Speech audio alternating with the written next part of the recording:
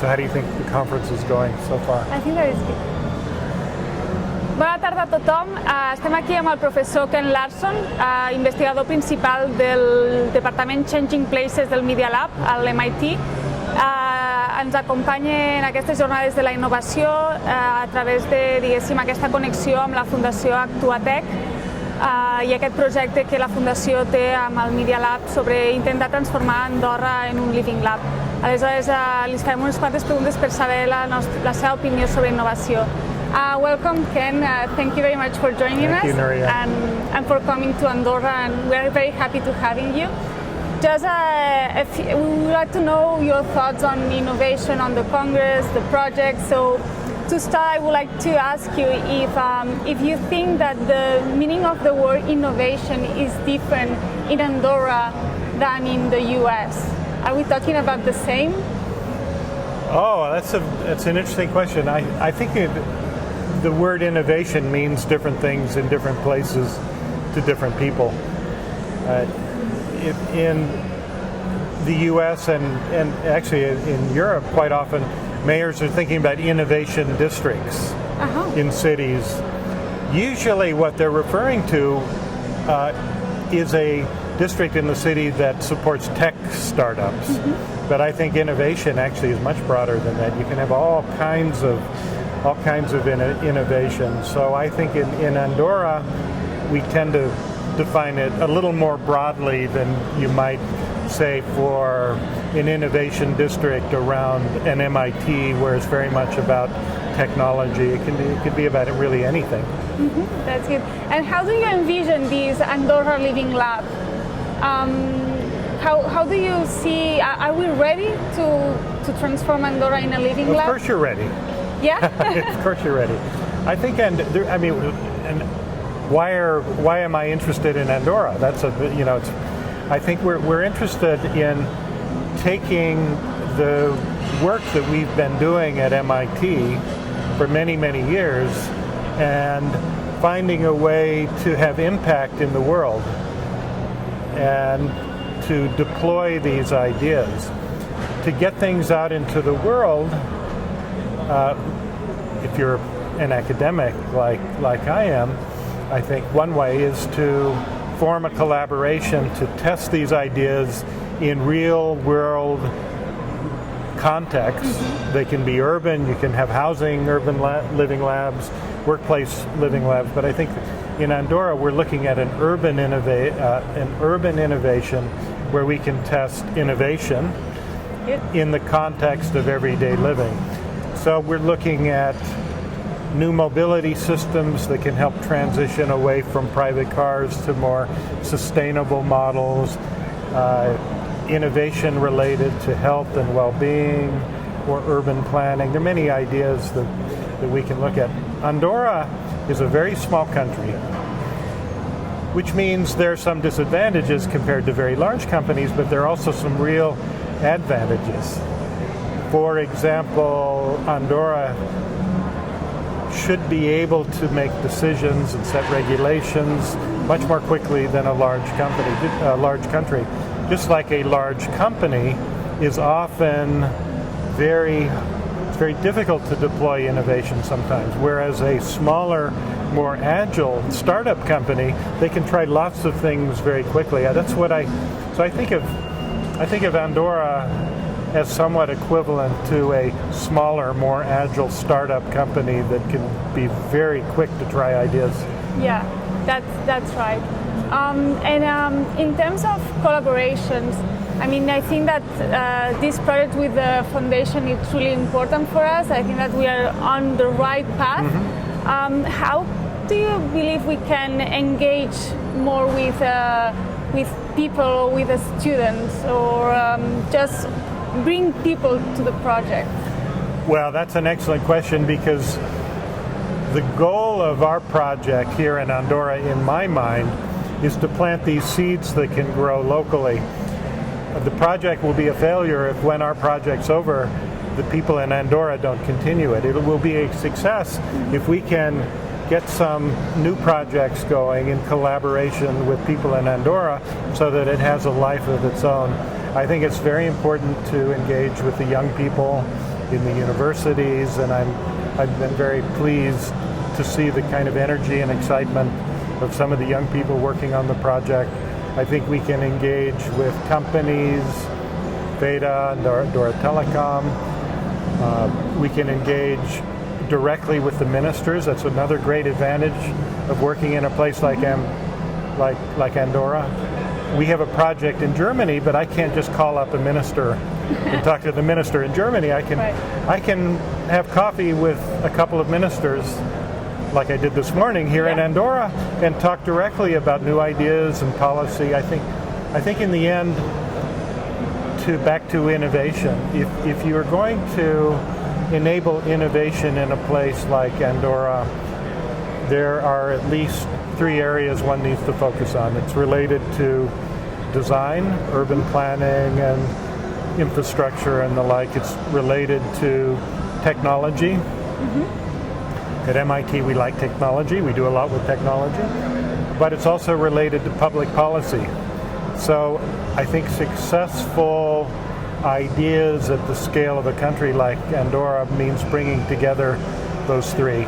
Good public policy, good design, good technology. That's good. Now when you mention urban planning, I've read about your work. Can you give just a brief description about your thoughts on cities, on this? Oh, okay. Do you want me to give you a brief history of cities? Yes. Well, starting several thousand years ago, up until about 1880, settlements were very compact. They were walkable. That's where people lived and worked and played and shopped and had babies and received health care. It was all in walkable communities. You can see that in most cities like London or Paris, the 20 arrondissements in Paris. 1880, the trolleys started to extend outside of the city. Up until 1920s, all that got filled in because of the automobile and this low-density sprawl. Now, there's a return to that original idea before the car. These compact, vibrant, exciting places to live where the car is being seen as actually a barrier to innovation and human interaction. So all over Europe, in many cities, the mayors are trying to find alternatives to private cars so we can have this return to these walkable, vibrant communities where young people want to live and work. And I think Andorra is well positioned to explore that future. Right, because we still have this structure and we can develop on top of that, you right? have exactly. That's why I think Europe has an advantage over the U.S. in that the form of the cities still tend to reflect that settlement pattern before the automobile. Therefore, it's easier to transition to places that are designed to address the needs and values of people rather than machines. And was that then that the structure that, going back to the structure that inspired the project of the PEV? Oh yeah, well the PEV is, so I'm not advocating that we go back to horses and buggies. Of course. So we need to look at what's possible in the future. So there is a trend towards artificial intelligence and autonomous vehicles and all types of new modes. Right now we're in a funny transition with the automobile because it's becoming electric and becoming autonomous, but it still looks like a conventional car with a gasoline-powered engine and a human driver. Yeah. It's like the horse and buggy. Yeah. You know, you get rid of the horse, but it still looks like a buggy. Yeah. We get rid of the human drivers and combustion engines, but it still looks like a conventional car. So the PEV is exploring the future of mobility in the city, where most trips are one person, short distance, low speed. Makes no sense to have a 4,000-pound vehicle that can seat 5 people take someone on a short, low-speed trip with one person. So the PEV is we think of it as an electric bicycle on steroids. In that it's like a driverless Uber system. You call for it, it comes to you. It's designed the form factor to accommodate one person, protect them from the weather, go to your destination, get out, don't have to think about parking, it goes on its way. It's only one mode. I think in the city in the future we'll have many different modes. Autonomous shuttles, bus rapid transit systems, and lots of new modes that I think will be invented. But this is, I think, the mode that I'm at this moment in time, and we've designed many different types of vehicles, am most excited about. And by the way, it can also move packages in addition to people. That's good. Two goals. Two things, yes. Good. And now back to where you come from in the Media Lab, this vibe in that place, that exchange, that diversity.